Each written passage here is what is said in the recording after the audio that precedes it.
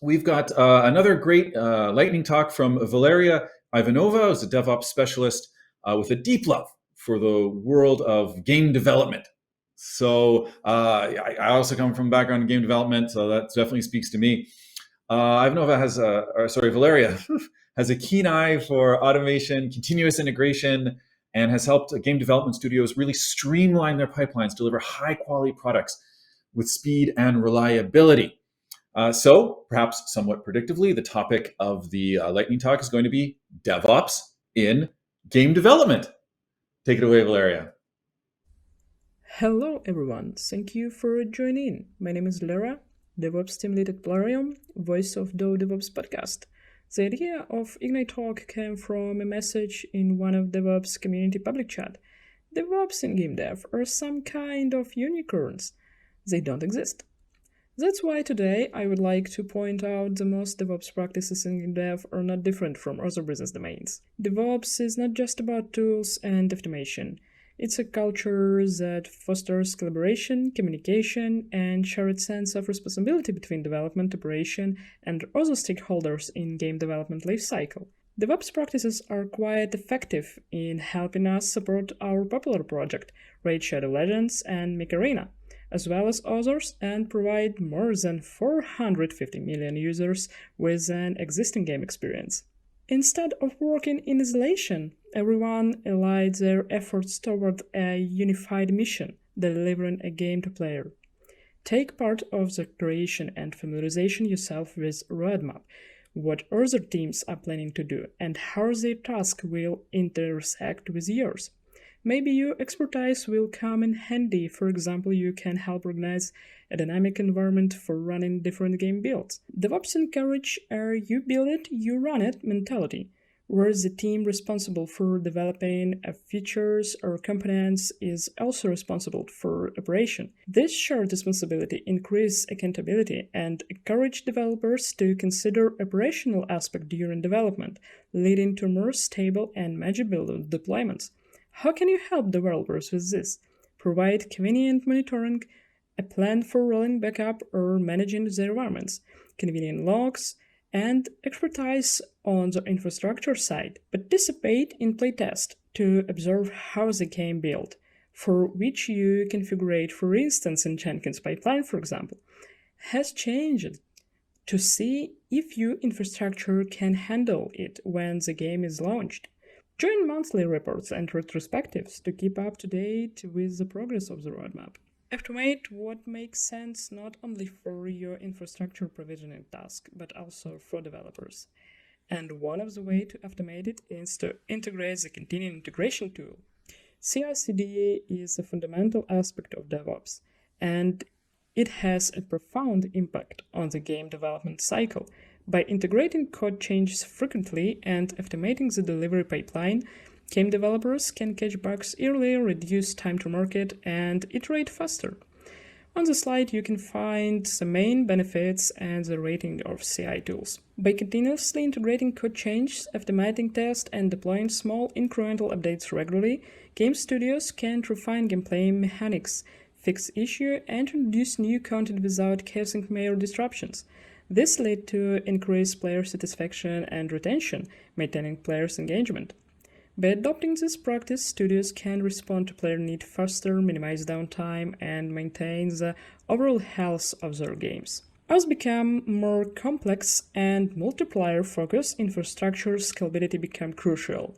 Here's infrastructure as code comes into play. EAC allows engineers to define their infrastructure, including server, networking, and other resources in code.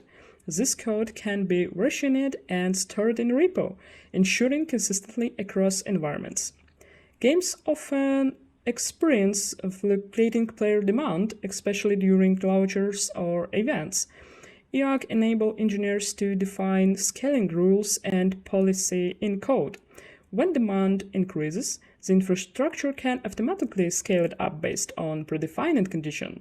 This elasticity ensures that the game can handle a sudden influx of players without minimal intervention. Provisioning new environments become automated and repeatable. Engineers can spin up entire environments with a few or more lines of code, reducing the time needed to set up server and resource.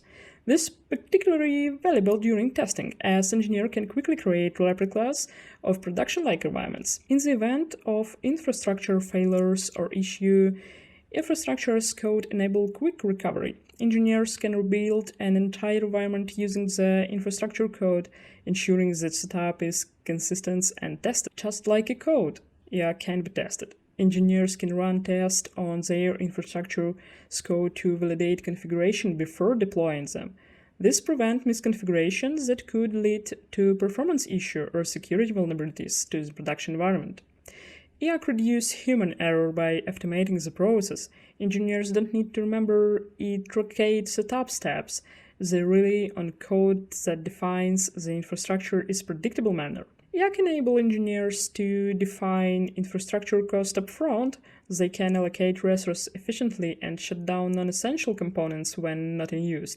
This control over resource allocation can lead to significant cost saving. In conclusion, infrastructure as a code empowers game developers to handle the challenges of hosting and deploying games at scale. In the world of gaming, players' experience is everything. By establishing effective monitoring and feedback loops, games developers can gather valuable insight from players, identify performance bottlenecks, and continuously optimize the gaming experience. Many games engine and platform offer built-in telemetry integration. Telemetry data includes information about players' action, performance metrics, and even crash reports. By collecting and analyzing this data, developers can identify patterns and make informed decisions to enhance gameplay and address issues. Help developers instrument their code with OpenTelemetry, for example, and it will be easier to send telemetry to different observability backends like Prometheus, Jaeger, Elastic, etc. Tools like Grafana Lab Stack, Victorimetrics, New Relic, Datadog offer real-time monitoring of game server and infrastructure. Engineers can track server performance, response time, and resource utilization, allowing them to detect and address performance bottleneck promptly. Tools like Unity Profiler, Visual Studio Performance Profiler, or Grafana Flare allow developers to analyze the performance of their game code.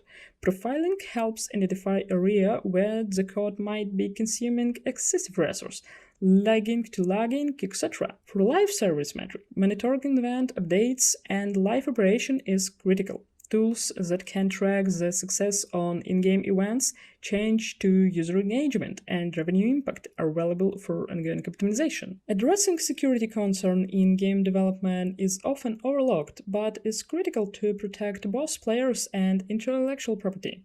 DevSecOps practice can integrate security into the development pipeline and foster a security-aware culture among developers. DevOps encourages shift left, which means addressing security concern as early in development process as possible. By incorporating security check into the development phase, developers can identify vulnerabilities and flaws before they become more challenging and costly to fix. DevSecOps promotes automated security testing as part of the continuous integration and delivery process. Tools like static application security testing, dynamic application security testing, and software composition analysis can scan code and dependencies for vulnerabilities automatically. Store your secrets in Vault, set up the Vault repo as early as possible, and try to avoid hard-coding secrets in the code. DevOps promotes continuously learning and knowledge sharing. Regular security training sessions and workshops can educate engineers about common security vulnerabilities, best practice, and emerging threats. In general, the practice of knowledge sharing is useful not only for security practice, so tells the team how the created code works, how the created game works in the infrastructure. To wrap up, I will emphasize that DevOps is not just a buzzword. It's a powerful set of principles that can transform the way we create games. By embracing DevOps practice in game development, studios can create high-quality games more efficiently, delight players, and adapt to the ever-changing demand of the game industry. Thank you all.